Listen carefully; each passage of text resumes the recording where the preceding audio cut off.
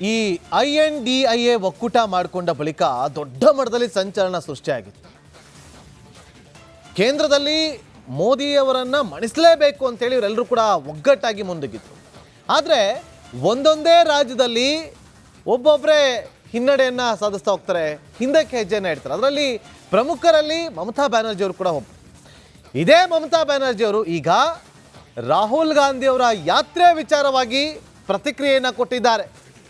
ನೋಡಿ, ಮಮತಾ ಬ್ಯಾನರ್ಜಿ ಅವರ ಒಂದು ಸ್ಟೇಟ್ಮೆಂಟ್ ಇದೆಯಲ್ಲ, ಬಹಳ ಒಂದು ರೀತಿಯಲ್ಲಿ ವ್ಯಂಗ್ಯವಾಡುವಂತಿದೆ.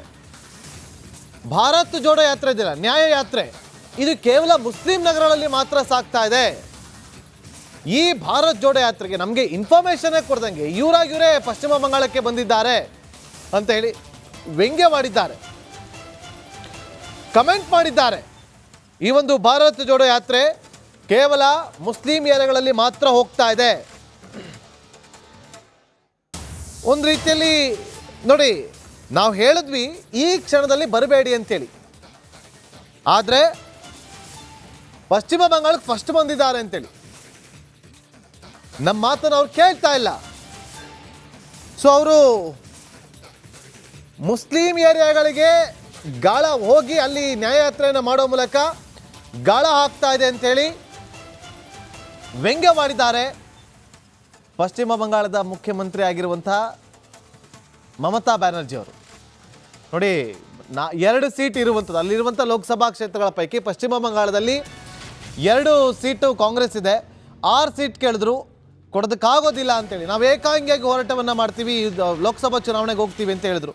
ಆ ಮೂಲಕ ಎಲ್ಲೋ ಒಂದು ಕಡೆ ಮೈತ್ರಿಗೆ, ಅವರ ಇಂಡಿ ಒಕ್ಕೂಟಕ್ಕೆ ಟಕ್ಕರ್ ಕೊಟ್ಟಿದ್ರು. ಈಗ ರಾಹುಲ್ ಗಾಂಧಿ ಅವರು ಯಾತ್ರೆಯನ್ನು ಮಾಡ್ತಿದ್ದಾರೆ, ಭಾರತ್ ಜೋಡೋ ನ್ಯಾಯ ಯಾತ್ರೆ ಅಂತೇಳಿ. ಈ ನ್ಯಾಯ ಯಾತ್ರೆಗೆ ನಮಗೆ ಬರಬೇಡಿ, ನಮಗೆ ಫಸ್ಟ್ ಇಲ್ಲಿ ಬರಬೇಡಿ ಅಂತ ಹೇಳಿದ್ರು ಕೂಡ ರಾಹುಲ್ ಗಾಂಧಿ ಅವರು ಫಸ್ಟ್ ಪಶ್ಚಿಮ ಬಂಗಾಳದಿಂದಲೇ ಶುರು ಮಾಡಿದರೆ ಇಲ್ಲಿಗೆ ಬಂದಿದ್ದಾರೆ. ಆದರೆ ಇವ್ರು ಬಂದಿರೋದಷ್ಟೇ ಅಲ್ಲ, ಕೇವಲ ಮುಸ್ಲಿಂ ಏರಿಯಾಗಳಲ್ಲಿ ಮಾತ್ರ ಇವರು ಯಾತ್ರೆಯನ್ನು ಮಾಡ್ತಿದ್ದಾರೆ.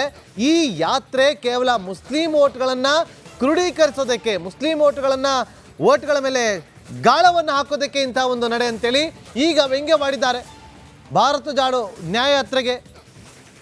ನೋಡಿ, ಬಹಳ ಇಂಪಾರ್ಟೆಂಟ್ ಇದು. ಯಾಕೆಂದರೆ ಇವರೆಲ್ಲ ಸೇರಿಕೊಂಡು ಒಂದು ಒಕ್ಕೂಟವನ್ನು ಮಾಡ್ಕೊಳ್ತಾರೆ, ಇಂಡಿ ಒಕ್ಕೂಟ ಅಂತೇಳಿ. ಆ ಇಂಡಿ ಒಕ್ಕೂಟದ ಉದ್ದೇಶವೇ ಎಷ್ಟು? ಮುಂಬರುವಂಥ ಲೋಕಸಭಾ ಚುನಾವಣೆಯಲ್ಲಿ, ಅಂದರೆ ಈ ವರ್ಷ ಎದುರಾಗುವಂಥ ಲೋಕಸಭಾ ಚುನಾವಣೆಯಲ್ಲಿ BJP, ಅದರಲ್ಲಿ NDA ಮೈತ್ರಿಕೂಟವನ್ನು ಕಟ್ಟಿ ಹಾಕಬೇಕು ಅಂತೇಳಿ.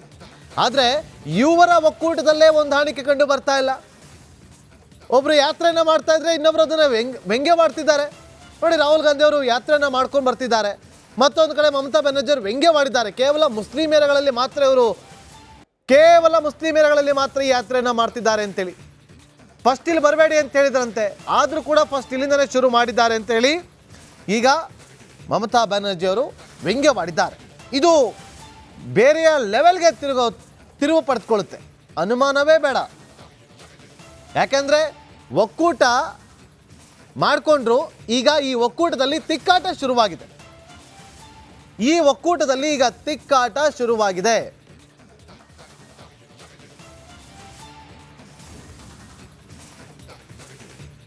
ನೋಡಿ, ನಾವು ಹೇಳಿದ್ವಿ ಬರಬೇಡಿ ಅಂತೇಳಿ, ಆದರೂ ಕೂಡ ಅವರು ಬೆಂಗಾಳಕ್ಕೆ ಫಸ್ಟ್ ಬಂದಿದ್ದಾರೆ ಅಂತೇಳಿ. ನೋಡಿ, ಈ ಭಾರತ್ ಜೋಡೋ ಯಾತ್ರೆ ಮಾಡಿದ್ರಲ್ಲ ಕಳೆದ ವರ್ಷ ರಾಹುಲ್ ಗಾಂಧಿ ಅವರು, ಕನ್ಯಾಕುಮಾರಿಯಿಂದ ಕಾಶ್ಮೀರದವರೆಗೂ ಕೂಡ, ಆ ಸಂದರ್ಭದಲ್ಲಿ ಒಂದು ರೀತಿಯಲ್ಲಿ ಒಂದು ವೈಬ್ ಕ್ರಿಯೇಟ್ ಆಗಿತ್ತು. ಎಲ್ಲ ಕಡೆಯಿಂದನೂ ಕೂಡ ಅವ್ರಿಗೆ ಸಪೋರ್ಟ್ ಸಿಗ್ತಾ ಇತ್ತು. ಆದರೆ ಈ ಇಂಡಿ ಒಕ್ಕೂಟ ಮಾಡಿಕೊಂಡ ಬಳಿಕ ಇವ್ರು ಏನೇ ಮಾಡಿದ್ರು ಕೂಡ ಒಕ್ಕೂಟದಲ್ಲಿರುವಂಥ ನಾಯಕರೇ ಅದರ ವಿರುದ್ಧವಾಗಿ ತಿರುಗಿ ಬೀಳ್ತಿದ್ದಾರೆ. ಆ ಮೂಲಕ ಈ ಒಂದು ಇಂಡಿ ಒಕ್ಕೂಟದಲ್ಲಿ ನಾನಾ ರೀತಿಯಲ್ಲಿ ತಿಕ್ಕಾಟಗಳು ಶುರುವಾಗೋಗಿದೆ. ಈಗ ಮಮತಾ ಬ್ಯಾನರ್ಜಿ ಅವರು ಕೂಡ ವ್ಯಂಗ್ಯವಾಡಿದ್ದಾರೆ. ನೋಡಿ, ರಾಹುಲ್ ಗಾಂಧಿ ಅವರ ನ್ಯಾಯಯಾತ್ರೆ ವಿಚಾರವಾಗಿ ವ್ಯಂಗ್ಯವಾಡಿದ್ದಾರೆ. ಇದರಿಂದ ಯಾವ ರೀತಿಯಾಗಿ ಎಫೆಕ್ಟ್ ಬೀಳುತ್ತಪ್ಪ ಅಂಥೇಳಿ, ಯಾಕೆಂದರೆ ಪಶ್ಚಿಮ ಬಂಗಾಳದಲ್ಲಿ ಮಮತಾ ಬ್ಯಾನರ್ಜಿ ಅವ್ರಿಗೆ ಅವ್ರದ್ದೇ ಆದಂಥ ಒಂದು ಫಾಲೋವರ್ಸ್ ಇದ್ದಾರೆ, ಒಂದು ಗುಡ್ ವೈಬನ್ನು ಕ್ರಿಯೇಟ್ ಮಾಡಿದ್ದಾರೆ. ಅಲ್ಲಿ ಏನೇ ಮಾಡಿದ್ರು ಕೂಡ ಮಮತಾ ಬ್ಯಾನರ್ಜಿ ಪಕ್ಷವನ್ನು ಸೋಲಿಸೋದಕ್ಕೆ ಸಾಧ್ಯನೇ ಇಲ್ಲ. ಅವ್ರನ್ನ ಹೆದರಾಕೊಂಡಲ್ಲಿ ಚುನಾವಣೆಗೆ ಹೋಗೋದಕ್ಕೂ ಕಷ್ಟ ಅನ್ನುವ ರೀತಿಯಲ್ಲಿ ಚರ್ಚೆಗಳಾಗುತ್ತೆ. ಇಂಥ ಸಂದರ್ಭದಲ್ಲಿ ಇವರು ನ್ಯಾಯಯಾತ್ರೆ ಮಾಡ್ತಿದ್ದಾರೆ. ಇಂಥ ಸಂದರ್ಭದಲ್ಲಿ ಇವರ ಅಗೇನ್ಸ್ಟ್, ಈ ಯಾತ್ರೆ ಅಗೇನ್ಸ್ಟ್ ಮಾತಾಡಿರೋದು, ಅಂದರೆ ಈ ಯಾತ್ರೆ ಅಗೇನ್ಸ್ಟ್ ಆಗಿ ವ್ಯಂಗ್ಯವಾಡಿರೋದು ಒಂದು ರೀತಿಯಲ್ಲಿ ಬ್ಯಾಡ್ ಒಪಿನಿಯನ್ ಈಗ ಕ್ರಿಯೇಟ್ ಆದರೂ ಆಗುತ್ತೆ ಅನ್ನೋದ್ರಲ್ಲಿ ಯಾವುದೇ ಅನುಮಾನವಿಲ್ಲ.